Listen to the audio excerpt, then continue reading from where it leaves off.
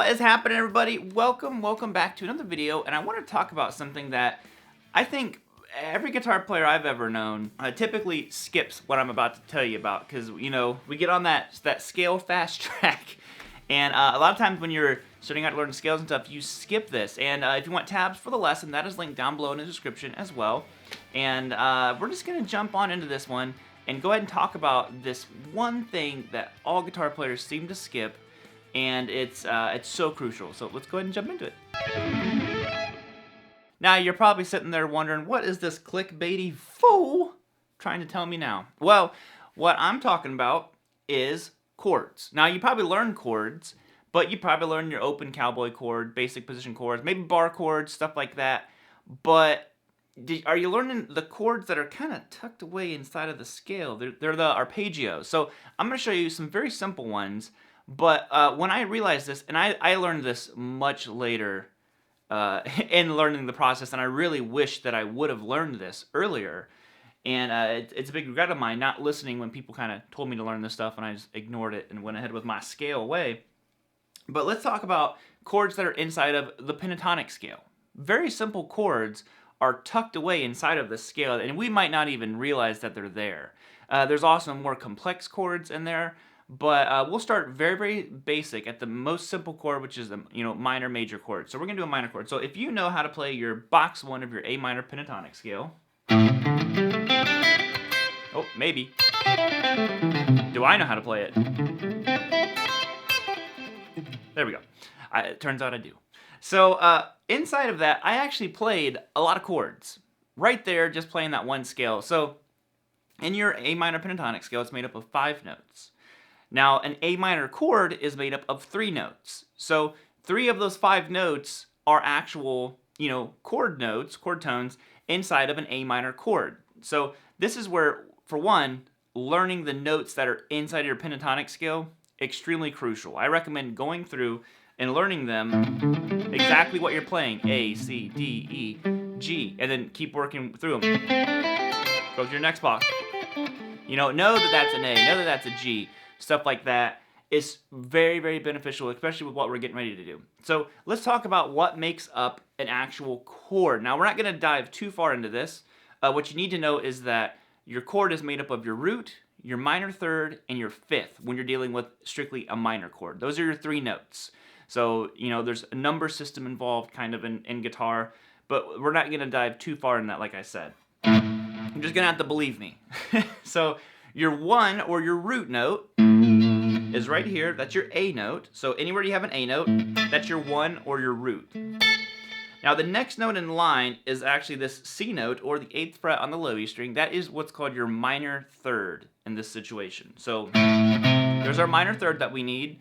And then our 5th, which oddly enough is your 4th note in the scale. I know it's confusing. If we did the full scale, you'd see it. But is this note right here, which is your E note. So that is out of the key of A. That's your 5th. When you play a power chord, that's why they call those 5 chords, because you're just playing your root and your 5th. So what can we do with that? Well, like I said, just playing that by itself, you are arpeggiating a chord.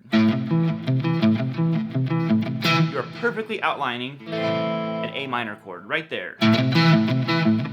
So what's the takeaway from this? Well, anywhere that we have these 3 notes, and it doesn't have to start on your root, that was a huge, huge light bulb moment for me whenever I realized that these don't, I don't know what happened there. These don't have to be in any particular order to be an A minor chord. So this one went root, minor third, 5th, A, C, E. Now, the next one I'm going to show you, this is also in box 1, is right here. Ah, look, another inversion, another voicing of an A minor chord. So we're going to play 7 on the D string, then you're going to play 5 on the G, and then 5 on the B. So now that's our root, there's our minor third, and there's our 5th. Now the reason why I think learning this stuff is so crucial and important, because for one, it's important to know the chords and stuff like that, but even for just the sake of movement, one of the things I always stress is you have to learn how to move around the guitar in a lot of different directions to stop from being boxy. So basically what this is doing is you notice that we're moving diagonally in the box. So it's kind of teaching us to be more mobile inside of the box itself. So already this, our instincts might be go like this. But now we're moving diagonally. Because then if you, again, follow your instincts, you might want to go right there. Already, we're breaking up that scale quite a bit. And technically, if you go to that, you're adding your G note there. That's your minor 7. You just played an A minor 7 chord. But we'll save that for later. So right now, we have 2 different A minor chords right here. A, C, E, A, C, E. So now if I'm playing this chord, I could maybe add a layer onto something if I want to. Maybe the riff is this. You know, I could go... And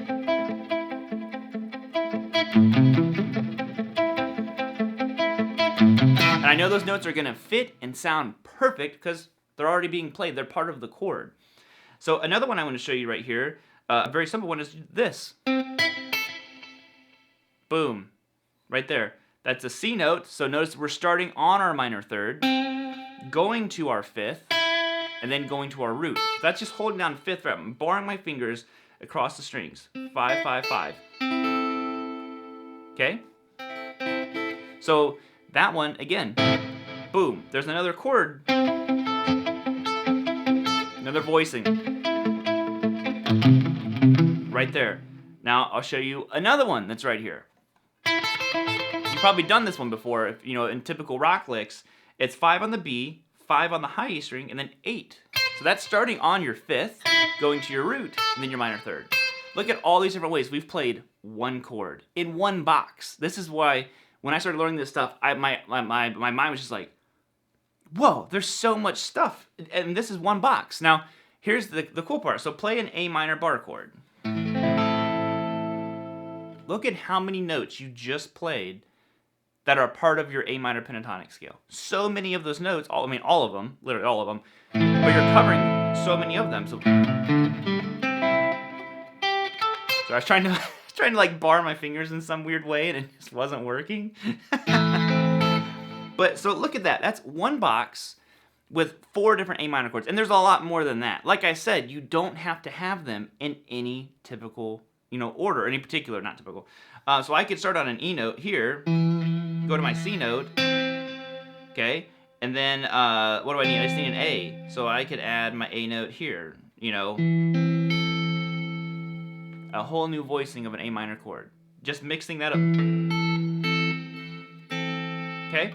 Now here's the challenge that I want you to be able to do. Figure out a bunch of these A minor chords here in this position, and then go to box 2 and start figuring out A minor chords inside of box number 2. You know, you'll find them all over the place on your guitar. They're everywhere. There's A minors in all the boxes, and start seeing how differently it makes you view the scale. Because like I said, right away, when I'm playing through that, I realize when I'm just playing the scale, that's your pattern. That's what we default to a lot. But now, all of a sudden, my hand wants to go like this. Boom. Barring. I'm skipping notes. It's giving you larger intervals between your notes, and this, to me, starts sounding more musical and less like a scale. It's a huge, huge part, to me, of playing the guitar.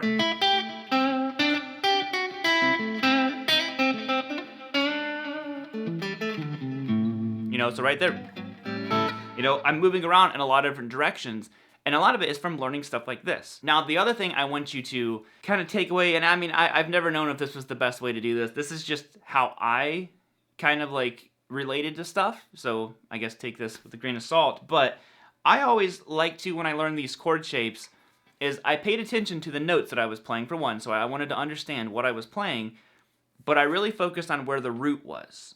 So like, when I do this one, that weird shape I showed you, or even like this one, any of them, where's my root? Well, I'm starting on my root here. So in my mind, anywhere, and it is the way it works, it's not just in my mind, but anywhere I move this shape, whatever that note is, as long as I'm doing this shape, it becomes that minor chord. So if I go into A, then D, then E, back to D, back to A. And it's Stairway to Heaven. Anyways, So we have that, okay? Now, figure out all of those. So when I do this one, oh, well, my root note's right here. So anywhere I have that high E string, if I just bar it like this, I'm doing a minor chord, A minor, D minor, E minor. Same with this one.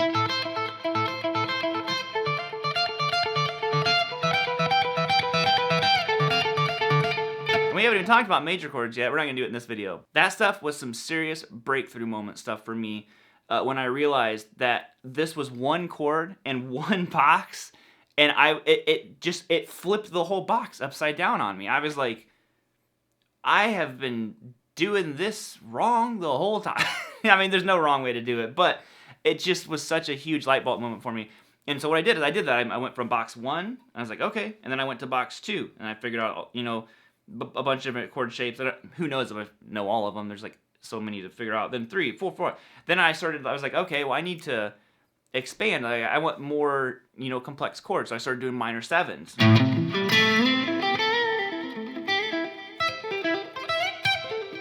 You know, those are all kind of like minor 7 chord shapes right there.